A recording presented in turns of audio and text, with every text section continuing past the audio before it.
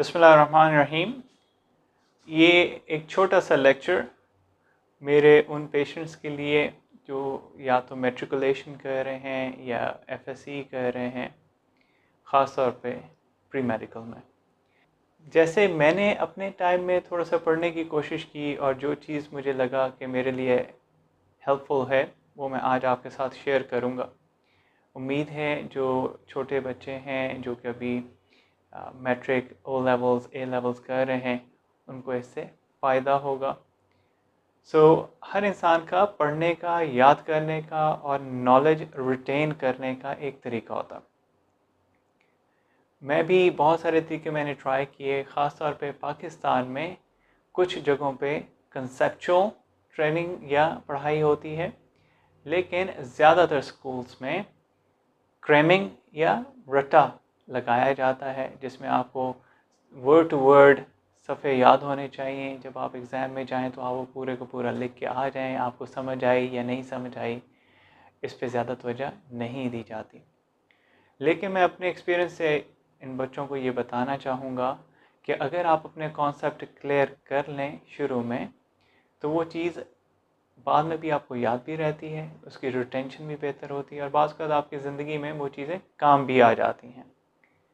लेकिन सिर्फ रट लेने से उस चीज़ की अफादियत कम हो जाती है, टाइम तो गुजर जाता है। मैट्रिक में, एफएससी में आपके स्कोर्स भी आ सकते हैं और अच्छे स्कोर आ सकते हैं।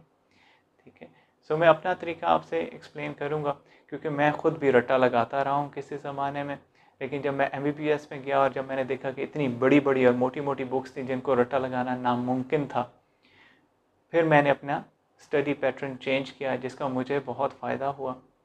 उससे ना सिर्फ ये कि मेरा टाइम भी बच जाता था, बल्कि तैयारी भी अच्छी होती थी और मेरे कॉन्सेप्ट भी वक्त गुजरने के साथ साथ क्लियर होते गए। जब भी आप कोई बुक खोलें या पढ़ें, ख़ास तौर पे जो आपके स्कूल बुक्स हैं, उसमें सबसे पहले आप पैराग्राफ्स देखें। नेचुरली जो भी चैप्टर लिखा जाता है उसमें पैराग्राफिंग की जाती है। जो बाहर के ऑथर्स हैं या जो बड़ी बुक्स हैं, उनमें हमेशा एक कॉन्सेप्ट को एक पैराग्राफ में एक्सप्लेन करने की या समझाने की कोशिश की जाती है। सबसे पहले तो आप पैराग्राफिंग देखें। अगर छोटे छोटे पैराग्राफ्स हैं, उसमें मल्टीपल कॉन्सेप्ट्स एक्सप्लेन करने की कोशिश की गई है, फिर वो नेचुरली थोड़ा सा टफ तो हो सकता है, लेकिन उसमें आप अपने नोट्स बना सकते हैं। सबसे पहले पैराग्राफ्स पे कंसंट्रेट करें। उसके बाद फाइंड द कीवर्ड। जैसे मैंने कहा कि जो बड़ी बुक्स होती हैं, एक पैराग्राफ में अमूमन एक कॉन्सेप्ट या की पॉइंट डिस्कस किया जाता है। तो उस की पॉइंट को आप या तो हाइलाइटर से हाईलाइट कर लें या आप उसको अंडरलाइन भी कर सकते हैं। एक सॉलिड लाइन, ताकि जब आप रिवाइज करने के लिए आएँ या एग्ज़ाम से पहले पढ़ने लगें तो आपको पता हो कि ये वो की वर्ड है या वो कॉन्सेप्ट है जो आगे पैराग्राफ में एक्सप्लेन किया गया है। Find the key word. उसके बाद उसकी डिस्क्रिप्शन होती है, बाज़ औक़ात उसका एक ब्रीफ डेफिनेशन भी होती है। पहले उसको हाईलाइट कर लें या सॉलिड लाइन कर लें। उसके बाद अगर उसकी एक ब्रीफ डेफिनेशन है तो उसको आप वेवी लाइन कर सकते हैं। ठीक है, अगर मैं उसको हाइलाइटर से हाईलाइट करता था तो मैं वेवी लाइन यूज़ करता था। अगर सॉलिड लाइन यूज़ करता था तो मैं वेवी लाइन यूज़ नहीं करता था, क्योंकि बहुत ज़्यादा लाइंस हो जाएं तो आपकी आंखें उसको कैप्चर नहीं कर पाती। उसके बाद उस पैराग्राफ में अमूमन उस कीवर्ड या कॉन्सेप्ट की डिस्क्रिप्शन होती है, उसको आप ब्रैकेट कर सकते हैं। ठीक है, जब आप उसको ब्रैकेट करेंगे, मकसद ये है, एक तो किताब को साफ़ सुथरा थोड़ा सा रखने की कोशिश करें, क्योंकि बहुत ज़्यादा उस पर निशानात होंगे तो उसमें भी बाज़ औक़ात समझने में मुश्किल हो जाती है। ब्रैकेट कर लीजिए ताकि आपको ये पता चल जाए कि ये की पॉइंट था जिसकी ये डिस्क्रिप्शन ब्रैकेट्स में दी गई है। अगर उसकी डिस्क्रिप्शन की मज़ीद डिस्क्रिप्शन, क्योंकि you just need basic description जो एग्ज़ाम में बताने के लिए, लेकिन अगर मज़ीद डिस्क्रिप्शन है तो उसके लिए आप दूसरी ब्रैकेट भी इस्तेमाल कर सकते हैं, लेकिन उसमें अमूमन वो ज़्यादा कम्बरसम हो जाता है। जब मैं पढ़ता था, हाइलाइटर से हाईलाइट किया, वेवी लाइन किया, स्मॉल ब्रैकेट्स यूज़ की, and I am done with that paragraph and I will get to the next paragraph. ठीक है, find the keyword and look into the description part of it. उसके अलावा उसकी जब आप description समझ गए, कॉन्सेप्ट आपको समझ में आ गया, उसके बाद try to make some notes. अब वो नोट्स अगर आपको बनाने हैं शुरू में तो वो आपको टाइम लगेगा। एंड नोट्स का मतलब ये नहीं है कि ये सारा कुछ आप लिखना शुरू कर दें। मकसद ये है कि आप उसको अपने अल्फाज में लिखें, ताकि जब आप एग्ज़ाम में बैठें और वही चीज़ एक्सप्लेन कर रहे हों तो आपने जो अपने अल्फाज में लिखा है वो आपको याद भी होगा और आपके लिए लिखना भी ईजी होगा। क्योंकि बाज़ औक़ात टेक्स्ट बुक्स की लैंग्वेज टफ़ होती है। नेचुरली वो बड़े बड़े स्कॉलर्स होते हैं, उनकी एक अपनी एक लैंग्वेज होती है। आप वो लैंग्वेज बाज़ औक़ात नहीं लिख सकते, तो आप उसको अपनी लैंग्वेज में लिखिए, लेकिन उसके लिए नोट्स बना लीजिए। क्योंकि अगर नोट्स नहीं होंगे तो आप उसको प्रॉपरली एक्सप्लेन या उस वक्त आपको अपनी लैंग्वेज बनानी पड़ेगी, जिसमें टाइम ज़्यादा लग सकता है। और जैसे मोस्ट ऑफ द टाइम जो एग्ज़ाम्स होते हैं मैट्रिक में, ओ लेवल में और एफएससी में, उनमें आपको लिखना पड़ता है। ये क्वेश्चंस बेस्ड या एमसीक्यू बेस्ड अमूमन नहीं होते। वैसे चेंज आ रहा है क्योंकि वो डिफरेंट स्टाइल ऑफ टेस्टिंग है। ठीक है, अब आपने नोट्स बना लिए, then you can make some drawings और सम फ्लो चार्ट्स। अगर काफ़ी सारे कॉन्सेप्ट्स एक पैराग्राफ में एक्सप्लेन किए गए हैं तो जैसे मैंने कहा कि उसमें मुश्किल हो जाती है उन सारे कॉन्सेप्ट्स को समझना।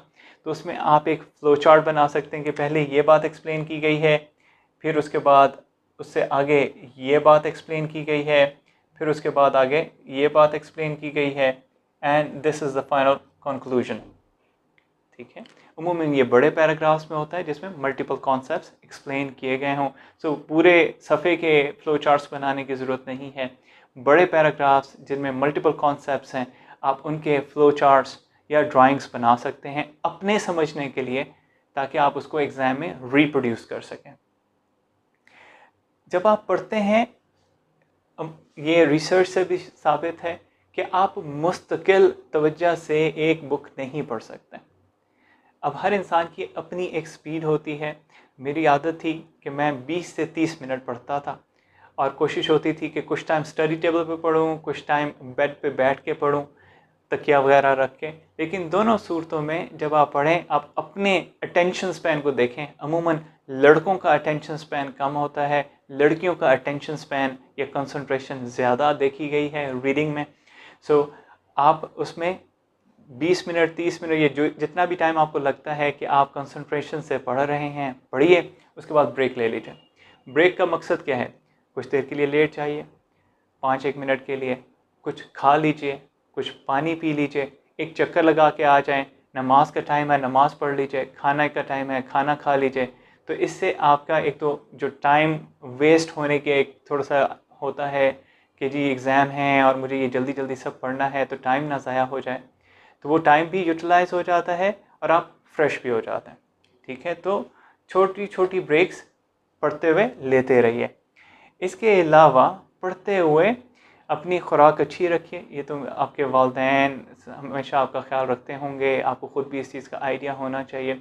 लेकिन मैंने ख़ुद भी अपने दोस्तों को भी देखा, ख़ास तौर पे एमबीबीएस में, कि स्ट्रेस की वजह से और मुस्तकिल बाज़ औक़ात जिस तरह आप एग्ज़ाम प्रिपरेशन में स्ट्रेस्ड होते हैं और मुस्तकिल पढ़ना होता है, तो स्मोकिंग की हैबिट हो जाती है। तो उसको बचने के लिए अच्छा है कि आप अगर कोई ऐसी चीज़ रख लें हेल्दी, जो आप थोड़ी थोड़ी साथ में खाते रहें। मैं बाज़ औक़ात हलवा वगैरह बनवा के रख लेता था। बाज़ औक़ात सौंफ, बादाम और कुज़ा मिश्री का एक मिक्सचर बन जाता है और वो टेस्टी भी होता है, आप वो रख लीजिए। वो थोड़ी थोड़ी देर के बाद खा लिया। उससे फ़ायदा ये होता है कि जिस तरह की ये स्ट्रेस की वजह से आपको क्रेविंग्स होती हैं, जिस तरह लोग स्मोकिंग शुरू कर देते हैं या बहुत ज़्यादा चिप्स या जंक फूड खाना शुरू कर देते हैं, उससे बचत हो सकती है। सो अपनी खुराक अच्छी रखिए और कोशिश करें एक स्लीप साइकिल बनाएं। आपको पता होना चाहिए आपने कितने बजे लेटना है। स्ट्रेस की वजह से हो सकता है आपको फ़ौरन नींद ना आए, लेकिन एक स्लीप साइकिल बना लें कि आपने इस टाइम पे लेट जाना है। सो 9 बजे नमाज़ पढ़ के आप लेट जाएंगे, उसके बाद आधे घंटे बाद नींद आए, घंटे बाद नींद आए, लेकिन आपके दिमाग को पता है कि अब आप उठ के दोबारा टीवी नहीं देखेंगे, मोबाइल नहीं देखेंगे, दोबारा पढ़ना नहीं शुरू करेंगे। सो आपकी बॉडी इसके साथ और आपका दिमाग इसके साथ ट्यून हो जाएगा और आप सो जाएंगे। वरना कि बाज़ औक़ात एग्ज़ाम में ये होता है कि सारी सारी रात नींद नहीं आती और उस काफ़ी मुश्किल हो जाता है, क्योंकि अगले दिन जब आप थके हुए दिमाग के साथ जाएंगे तो पेपर देना भी मुश्किल हो जाता है। इसके अलावा रेगुलर एक्सरसाइज, मैं वैसे शायद रेगुलर एक्सरसाइज ना करता हूँ, लेकिन जिन दिनों मेरे एग्ज़ाम होते हैं या मैं एग्ज़ाम प्रिपरेशन कर रहा होता हूँ, उन दिनों मैं रेगुलर एक्सरसाइज करता हूँ। उसके बहुत सारे फ़ायदे हैं। एक तो आप फ्रेश हो जाते हैं, आपका दिमाग भी एक्टिव हो जाता है। मैं सुबह में अमूमन करता था, ठीक है। और उसके अलावा आप हेल्दी भी रहते हैं, क्योंकि अगर आप सिर्फ बैठ के पढ़े जा रहे हैं और खाए जा रहे हैं तो आप मोटे हो जाएंगे, वज़न बढ़ जाएगा, ठीक है। तो थोड़ी बहुत एक्सरसाइज को अपना हिस्सा ज़रूर बनाएं, उससे आपकी याददाश्त भी बेहतर होगी, वेट भी नहीं बढ़ेगा और भी हेल्थ बेनिफिट्स होंगे। और बाकी दिनों में इसको कंटिन्यू करने की कोशिश करिएगा। इस ब्रीफ वीडियो से उम्मीद है आपको थोड़ा सा आइडिया होगा कि कैसे पढ़ना चाहिए। अगेन ये मेरा ज़ाती थोड़ा सा तरीका है। आप देखिए जो आपको सूट करता है, आप उसके मुताबिक पढ़िए। और मैं उम्मीद करता हूँ कि आपको इससे फ़ायदा होगा। और मेरी तरफ से बेस्ट विशेस तमाम स्टूडेंट्स के लिए, चाहे वो दुनिया में कहीं पे भी हैं, क्योंकि पढ़ना, अच्छा पढ़ना और उसको आगे इस्तेमाल करना इंसानियत की बेहतरी और बहबूद के लिए, ये सबसे बड़ी बात है। बहुत बहुत शुक्रिया।